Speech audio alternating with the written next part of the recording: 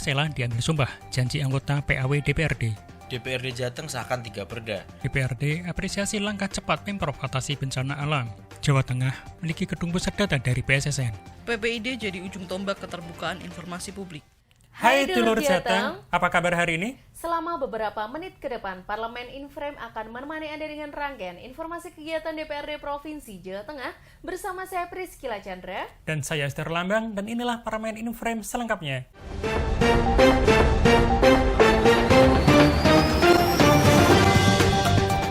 Diana Marcella diambil sumpah janji sebagai pengganti antar waktu atau PAW anggota DPRD Provinsi Jawa Tengah menggantikan Agus Prasetyo Dinarti.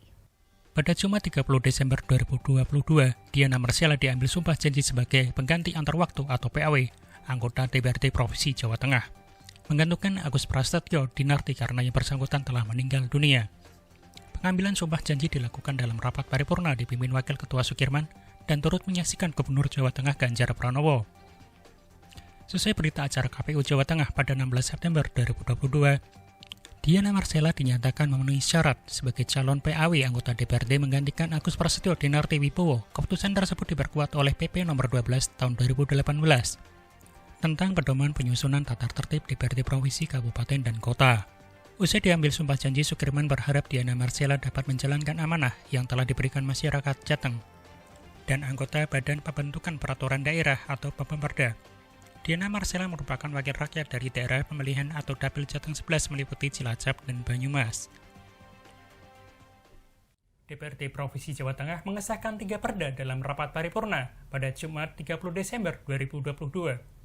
DPRD Provinsi Jawa Tengah mengesahkan 3 perda dalam rapat paripurna pada Jumat 30 Desember 2022. Rapat dibuka Wakil Ketua DPRD Sukirman didampingi Wakil Ketua DPRD Ferry Wawan Cahyono dan dihadiri langsung oleh Gubernur Ganjar Pranowo. Ketiga perda yang disahkan itu yakni Perlindungan dan Pemenuhan Hak Penyandang Disabilitas Provinsi Jawa Tengah, Tata Kelola Sistem Pemasaran Hasil Pertanian, Perikanan dan Produk Usaha Mikro Kecil dan Menengah, dan Perlindungan Pemberdayaan Pelaku Usaha Perikanan dan Pergaraman. Sebelum pengesahan, masing-masing pansus membacakan risalah dari rancangan perda. Untuk Raperda Perlindungan dan Pemenuhan Hak Penyandang Disabilitas Provinsi Jawa Tengah dibacakan anggota Pansus Yohanes Winarto. Kemudian, Sekretaris Komisi B Muhammad Ngeni Richard membacakan draft Raperda Tata Kelola Sistem Pemasaran Hasil Pertanian, Perikanan dan Produk Usaha Mikro Kecil Menengah. Sementara, Riono membacakan Raperda Perlindungan Pemberdayaan Pelaku Usaha Perikanan dan Pergaraman. Sementara dalam tanggapan perda, Gubernur mengapresiasi atas pengesahan ketiga perda tersebut. DPRD Provinsi Jawa Tengah mengapresiasi langkah cepat pemerintah provinsi dalam mengatasi berbagai bencana di Jawa Tengah. Wakil Ketua DPRD Provinsi Jawa Tengah Sukirman mengapresiasi langkah cepat pemerintah provinsi dalam mengatasi berbagai bencana di Jawa Tengah. Hal tersebut disampaikan usai rapat koordinasi kebencanaan di tingkat Provinsi Jawa Tengah di Gedung Gradika Bakti Praja pada Senin 2 Januari 2023. Ia menambahkan hal yang tidak kalah penting adalah melibatkan seluruh stakeholder yang ada di Jawa Tengah untuk bersama menghadapi bencana alam, termasuk perusahaan-perusahaan swasta yang ikut bersama mengatasi problem banjir. Sementara Kepala BMKG Dwi Korita Karnawati menyampaikan Jateng berpotensi mengalami hujan sedang hingga lebat di sejumlah daerah. Ia menghimbau masyarakat tetap mewaspadai angin kencang dan potensi longsor di wilayah pegunungan. Sementara itu, Gubernur Jawa Tengah Ganjar Pranowo mengatakan sampai hari ini tingkat penanggulangannya masih bagus. Apalagi penanganan dimulai dari hulu dengan teknologi modifikasi cuaca. Ganjar juga menghimbau warga untuk tetap waspada dengan cuaca. Pada kesempatan itu, BNPB memberikan bantuan anggaran operasional. Masing-masing kabupaten kota dengan nilai anggaran Rp250 juta ditambah logistik berupa makanan beras, mie, gula, dan segala macam yang siap pakai masing-masing senilai Rp100 juta. DPRD mendukung pendirian Gedung Pusat Data yang diluncurkan secara langsung Badan Cyber dan Sandi Negara atau BSSN Indonesia. Pemprov Jawa Tengah kini resmi memiliki pusat data yang diluncurkan secara langsung dari Badan Cyber dan Sandi Negara atau BSSN Indonesia pada Selasa 3 Januari 2023. Wakil Ketua DPRD Provinsi Jawa Tengah Ferry Wawan Cahyono menyambut baik atas diresmikannya Gedung Pusat Data Jateng itu. Ia menambahkan saat ini data merupakan hal yang penting sebagai bahan pertimbangan pengambilan keputusan. Semakin bagus data yang disajikan, maka pengambilan keputusan untuk mengatasi berbagai persoalan bisa tepat. Sementara dalam sambutannya, Gubernur Ganjar Pranowo menyampaikan peresmian pusat data itu merupakan salah satu upaya menjadikan Jawa Tengah menjadi smart province dengan semangat boten korupsi, boten ngapusi.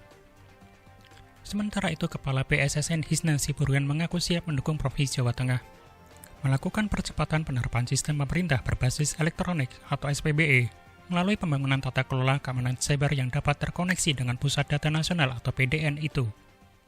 Tim PPID Satuan Provinsi Jawa Tengah melakukan kunjungan ke Diskominfo Provinsi DIY guna peningkatan fungsi dan tugas PPID. Tim pejabat pelaksana informasi dan dokumentasi PPID Satuan Provinsi Jawa Tengah melakukan kunjungan ke Diskominfo Provinsi DIY guna melakukan studi komparasi terkait peningkatan fungsi dan tugas PPID pada Jumat 23 Desember 2022. Ayu Utamining Tias selaku Kepala Subkoordinator Informasi dan Dokumentasi Satuan Provinsi Jawa Tengah mengatakan, Kominfo merupakan instansi pembina PPID sehingga perlu ada konsultasi kepada instansi tersebut. Ia juga mengatakan, Satuan Provinsi Jawa Tengah mendapatkan predikat informatif untuk keterbukaan informasi. Riris Puspita selaku pejabat PPID utama Diskominfo Provinsi DIY mengatakan, PPID menjadi ujung tombak dari keterbukaan informasi publik. Provinsi DIY sudah melakukan penilaian PPID dan penganugerahan yang dilaksanakan pada September 2022. Menanggapinya, Ayu mengatakan bahwa Provinsi Jawa Tengah baru saja melaksanakan fit and proper test untuk menjadi komisioner yang terdiri dari 5 calon dan di luar ASN. Selanjutnya, dalam penilaian PPID di Provinsi Jawa Tengah, ada beberapa tahap penilaian PPID, yakni via media sosial, SIQ, dan visitasi, di mana dari aspek-aspek itu punya nilai atau bobot tersendiri.